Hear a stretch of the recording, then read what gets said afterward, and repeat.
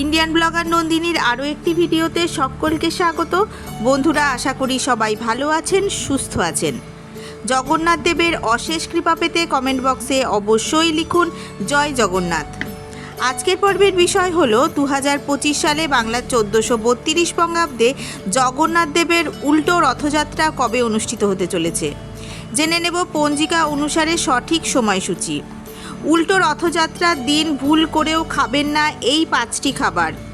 এই 5টি খাবার যদি আপনি উল্টো রথযাত্রার দিন গ্রহণ করেন তাহলে সংসারে নেমে আসবে বিপদের কালো ছায়া। জেনে নেব কোন 5টি খাবার এই দিন ভুল করেও খাবেন না।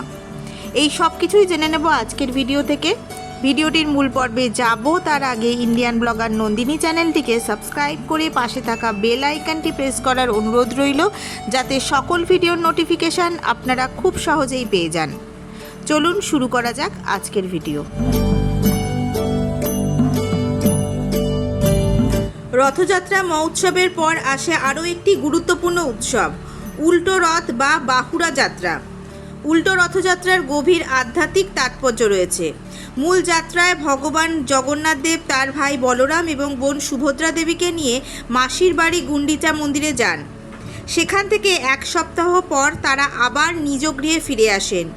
এটি উল্টো রথ বা বাহুড়া যাত্রা। এই উল্টো রথযাত্রা ভক্তদের কাছে অত্যন্ত গুরুত্বপূর্ণ। হিন্দু শাস্ত্র অনুসারে যারা উল্টো রথযাত্রার দড়ি টানেন বা এই যাত্রায় অংশগ্রহণ করেন তারা বিশেষ পুণ্য লাভ করেন। এটি পারিবারিক বন্ধন, ঐক্য ও প্রেমের প্রতীক হিসেবে বিবেচিত হয়। উল্টো রথযাত্রার প্রস্তুতি অনেক আগে থেকেই শুরু হয়। রথগুলি পরিষ্কার পরিচ্ছন্ন করা হয়, নতুন সাজসজ্জা করা হয় এবং বিশেষ পূজার আয়োজন করা হয়। এই দিনে জগন্নাথ দেবের বিশেষ আরতি এবং ভোগ নিবেদন করা হয়। ভক্তরা এই দিন উপবাস রাখেন, জগন্নাথ দেবের নামে মানত করেন এবং দান খয়রাত করেন। অনেকে রথের দড়ি টানার জন্য সকাল থেকে মন্দিরে হাজির হন। চলুন এবার জেনে নেওয়া যাক 2025 সালে বাংলার 1432 বঙ্গাব্দে জগন্নাথ দেবের উল্টো রথযাত্রার পঞ্জিকা অনুসারে সম্পূর্ণ সময়সূচি। 5ই জুলাই 2025 বাংলার 20শে আষাঢ় 1432 শনিবার সন্ধে 6:49 মধ্যে উল্টো রথযাত্রা সমাপ্ত। এবার জেনে নেব উল্টো রথযাত্রার দিন ভুল করেও কোন 5টি খাবার একেবারেই গ্রহণ করবেন না। এই 5টি খাবারের মধ্যে যদি আপনি যে কোনো একটি খাবারও এই উল্টো রথের দিন গ্রহণ করেন তাহলে আপনার সংসারে নেমে আসতে পারে বিপদের কালো ছায়া। সোজা এবং উল্টো রথ এই দুদিনকেই সর্বদোষমুক্ত দিন বলে হিন্দু শাস্ত্রে বর্ণনা করা হয়েছে। অর্থাৎ এই দুদিনের মধ্যে যে কোনো দিন আপনি যে কোনো রকমের শুভ কাজ করতে পারেন, তাতে পঞ্জিকা দেখার প্রয়োজন পড়ে না।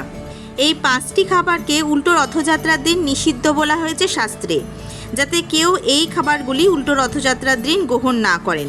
উল্টো রথযাত্রার দিন ভুলেও গ্রহণ করবেন না এই 5টি খাবার। যদি এই 5টি খাবারের মধ্যে যে কোনো একটি খাবারও আপনি এই উল্টো রথযাত্রার দিন গ্রহণ করে থাকেন তাহলে আপনার সংসারে নেমে আসতে পারে বিপদের কালো ছায়া। উল্টো রথের দিন কলমি শাক খেলে আপনার জীবনে নেমে আসতে পারে অশান্তি এবং সংসারে আর্থিক অনটন সৃষ্টি হতে পারে। দ্বিতীয়ত, এই দিন আরও একটি শাক খাওয়া থেকে বিরত থাকতে হবে, যেটি এমনিতেই আমাদের গ্রাম বাংলার খুব পরিচিত এবং প্রিয় শাক। সেটি হলো পুঁই শাক। এই শাকটি রথের দুদিনই খাওয়া থেকে বিরত থাকুন। তৃতীয়ত, কোনো রকমের তিতা জাতীয় খাবার এই দিন খাবেন না। গরমে আমরা তেতো খাই, কিন্তু এই দিন ভুল করেও তা মুখে তুলবেন না। উচ্ছে, করলা, নিমপাতা, কুলেখাড়া এই শাক পাতাগুলি সেই দিন খাবেন না। চতুর্থত, কোনো রকমের আমিষ জাতীয় খাবার, ডিম, মাছ, মাংস একেবারেই গ্রহণ করবেন না। আমিষ খেয়ে জগন্নাথ দেবের পূজা করলে পূজার কোনো ফল পাওয়া যায় না, বরং উল্টো ফল হতে পারে। পঞ্চমত, ওই দিন আপনারা কোনো রকমের নেশা জাতীয় দ্রব্য সেবন করবেন না। মদ, গাঁজা, সিগারেট এইগুলি একেবারেই খাবেন না। কাউকে সেবন করতে দেখলে তাকেও বারণ করবেন। এই কাজগুলি যদি করতে পারেন তাহলে সারা বছর জগন্নাথ দেবের আশীর্বাদ এবং কৃপা পাবেন। জীবন এবং সংসার ভরে উঠবে সুখ সমৃদ্ধিতে, আর্থিক সমস্যা আসবে না। জয় জগন্নাথ। আজকের ভিডিওটি আপাতত এই পর্যন্তই। যদি ভালো লেগে থাকে তাহলে অবশ্যই একটা লাইক করবেন এবং হেল্পফুল বলে মনে হলে নিজেদের ফ্রেন্ডস ফ্যামিলির সাথে শেয়ার করার অনুরোধ রইল। সবাই খুব ভালো থাকবেন, সুস্থ থাকবেন। দেখা হচ্ছে আবার আগামী পর্বে।